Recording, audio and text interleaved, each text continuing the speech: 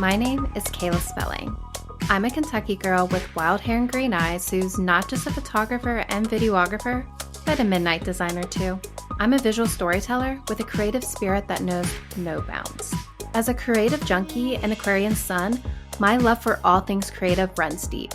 Being a visual storyteller for over a decade has allowed me to work with some seriously impressive clients across all spectrums, fueling my desire to learn and explore how people experience the world. What do they have in common? They all live and breathe their passions.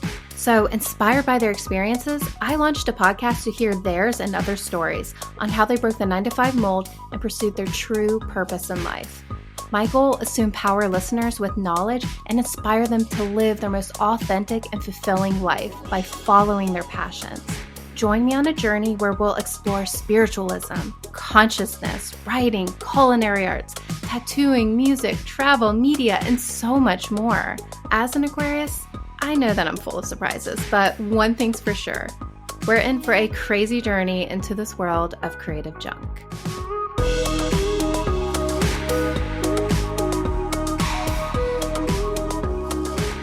Hello there, my fellow creative souls.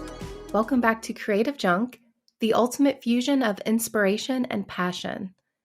I'm your host, Kayla, and it feels like it's been ages since we last connected. The start of 2024 hasn't been smooth sailing for me. It began with a nasty sinus infection right after returning from Belgium from a holiday trip to the US. And then while I was still recovering, I tragically lost my Aunt Kirsten and grandmother Anne within a single day, which happened to be my birthday. It's been a rough few months, to say the least. After flying back to the US for the funerals and spending time with family, I returned to Belgium only to catch another cold. So it's safe to say it's been a challenging time. However, both physically and emotionally, the healing process has begun. Not surprisingly, being in Pisces season has stirred up my creative energies, providing a welcome distraction. Now, I initially planned this episode to be a simple catch-up, but as I pieced it together, my intuition nudged me in a different direction. I felt compelled to share a significant part of my journey that may resonate with some of you. In 2018, I experienced the devastating loss of a dear friend through a tragic event, which profoundly impacted me and also my creativity. So I used to live in Nashville. I lived in Nashville in 2015 and worked there for a few years. I worked at a record label under Sony Music. I was in the creative department, so I was creating websites and doing photography, helping run some photo shoots, doing video, all kinds of things. It was a really great time for me down there. I learned a lot. I grew a lot. And while I was down there, I was introduced to a guy. His name was Joel. He ran a boutique gym in Nashville. And we talked and he needed some help with some creative work. So we decided to do a trade, a barter. If there are any other fellow creatives or artists out there, you totally know this whole thing where you barter and you get something out of your services. For him, I was going to help with doing photos, help them with their website. And in exchange, he was going to be my personal trainer. How cool was that? I never had a personal trainer before, didn't know anything about exercise and working out properly, nutrition, all that stuff. And he was totally on board with it. And so for a good year, he was my trainer and he worked with me and he was so compassionate and so understanding. He totally worked me, but he always made it fun. We were both huge dorks and he knew that I loved the X-Men. So, he would always say, yeah, we're in the danger room and we're the X-Men, we're training, and so it would get me like super pumped up, like, yeah, let's do this, kind of a thing. Anyways, to get me exercise. But, we would talk about TV shows that were out, movies and stuff. We just had a really great rapport.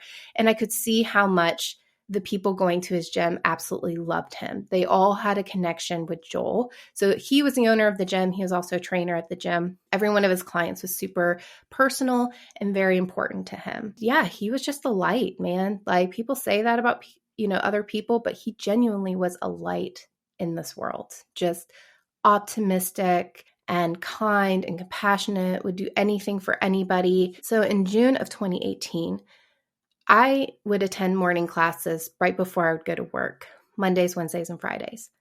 So it was our usual Monday morning class. We had just finished up our class and I was stretching. I remember being very sore and very ready to head home to shower, and because I was exhausted. We had done a very rigorous training that day. So we were finishing up our stretching. I was in a class with two other women. And as we were stretching and stuff, I saw a man that came in. When the man walked towards us, Joel turned around to see who it was, and he said, "No." And this man pulled a hatchet and struck Joel in front of me and struck him multiple times in that instance. And of course, me and these other women were freaking out. We basically grabbed each other and we ran to the back office so we could alert the other trainer to let him know what was going on and to call 911, to call the police. So we ran into this back office, we got the trainer, and we then barricaded the door. I remember shutting that door and just holding down the fort. I was going to hold down that door as long as I could because we didn't know what this man's intentions was. I didn't know who he was. The two other women did recognize him, so they did know who it was. However, I did not. So I was barricading that door. I was going to hold it for whatever strength that I had and for life if I had to. I remember sitting in that room and I remember hearing the noises outside, remember the panic that we had in that room, and totally having those moments of my life flashing before my eyes kind of a thing. I remember literally standing there and having that experience of kind of going through things and like, yeah, I'm only 28, but I've had a good life. I've done some cool things. Yeah. And that's crazy to like realize that I went through that experience, had that moment. But we heard a knock on the door. It was the other trainer letting us know that we were able to come out.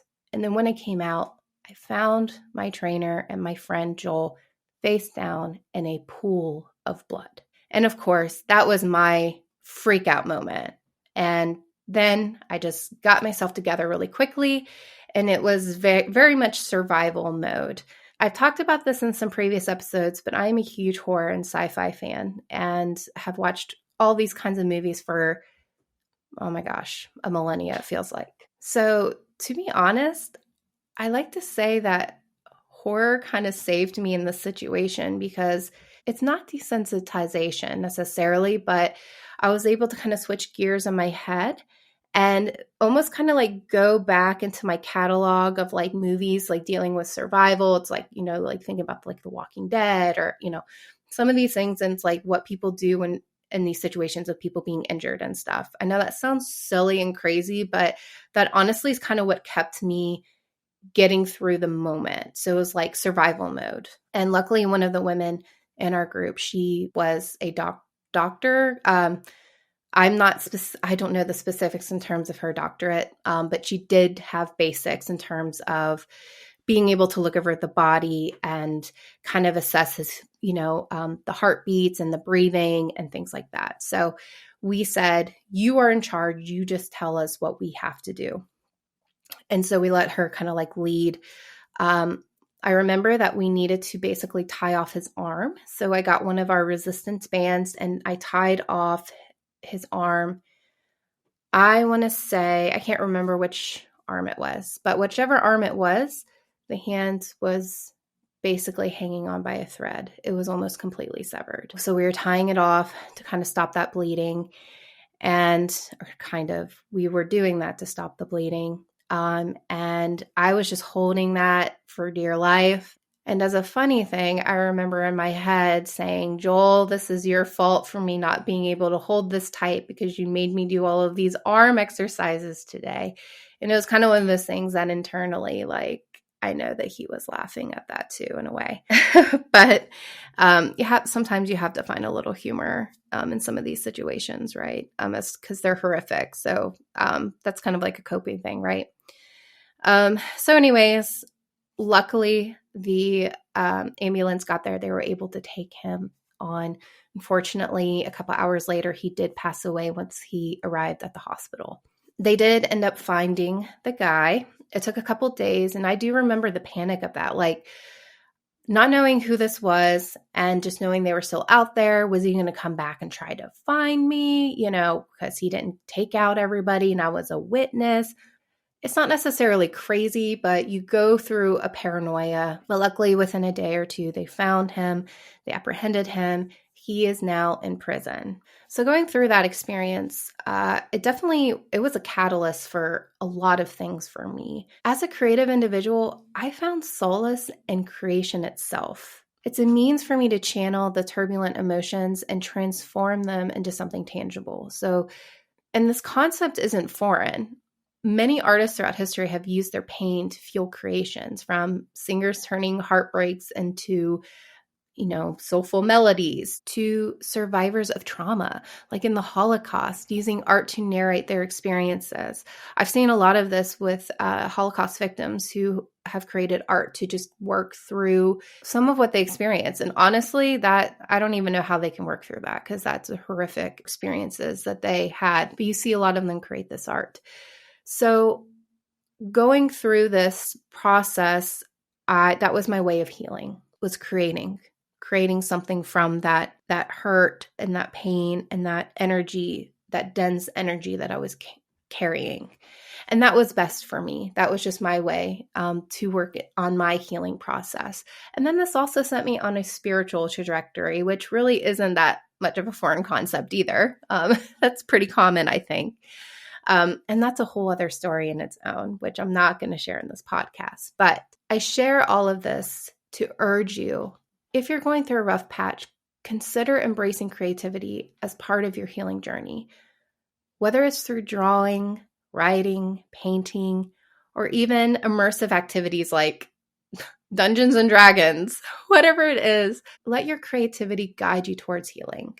Let it help you work through it. So I don't know if that story helps anybody out there, but I did want to share that so you at least got that part of my background and kind of understood where I'm at right now, which I'm in another healing process mode. So I am creating. On a lighter note, amidst these challenges, I do have some exciting projects in the pipeline. Yes, I have mentioned this before, but Cafe Crashdown is making a comeback. I promise. For those unfamiliar, Cafe Crashdown is my YouTube channel dedicated to horror and sci-fi genres.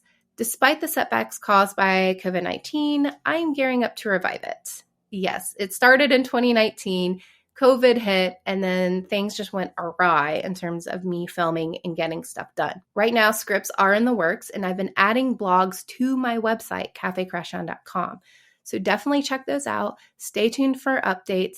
No, I'm working on the set right now and working on the script, so we're getting this going. Additionally, I'm thrilled to announce that I'll be leading some tours for our sponsor, Mysterious Adventures Tours, in 2025. One tour I'm particularly excited about is Czech Haunts and Legends, exploring mysterious Prague and beyond, a spine-tingling journey through haunted locales and mysterious landmarks in Prague and the Czech Republic. So just to give you a little bit more info, over 10 unforgettable days, immerse yourself in the eerie atmosphere of haunted locales and mysterious landmarks that will leave you trembling with both fear and fascination. Step into the heart of darkness as you arrive in Prague, a city cloaked in mystery and steeped in legend. Join us as we traverse the haunted side of Prague on a guided walking tour exploring the city's most haunted corners under the moonlit sky. We'll venture into the depths of darkness as we journey to Terezin concentration camp, a place haunted by the echoes of its tragic history and reported paranormal activity. Then brace yourself for a visit to Huska Castle, shrouded in legend and believed to be built over a gateway to hell. And let me tell you this, I have been to Huska, and it was definitely an experience. So if you want me to do a side little bonus episode about my experience at Huska Castle, let me know in the comments because, yeah, I got some stories about that place. So we'll depart Prague and journey to Loka Castle, a medieval fortress with a haunted past perched on a cliff overlooking the Vltava River. Sorry that I'm butchering these Czech names. Continue to Karlovy Vary, where rumors of supernatural occurrences abound amidst its healing thermal waters. We'll go to a really cool fortress and cemetery. I'm not going to say the name because I'm really going to butcher that one, where legends of ghostly apparitions linger in the air. So be prepared to be captivated by the enigmatic allure of Prague and the Czech Republic as you uncover the mysteries that lie hidden beneath their ancient streets and within their age-old castles. Join us on this unforgettable adventure into the unknown, where every shadow holds a secret and every whisper beckons you deeper into the realm of the supernatural. So for more details on this, check out mysteriousadventurestours.com. Now, as for Creative Junk, we'll be wrapping up Season 1 to prepare for an epic Season 2, launching in September. But don't worry, I might sneak in a bonus episode or two to keep you entertained. Trust me, we've got some phenomenal guests lined up, so I really can't wait for Season 2. And remember, creativity knows no bounds. It's not about perfection, so keep nurturing your creative spark. Much love to all of you creative souls out there, and until next time, keep creating and stay inspired. I'll see you in Season 2.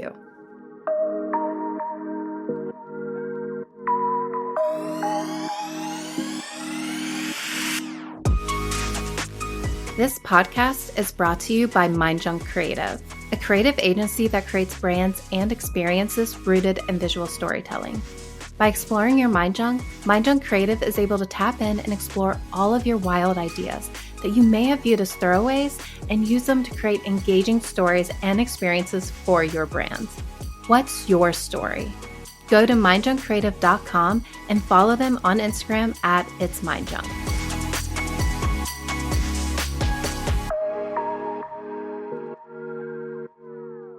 Did you love this episode?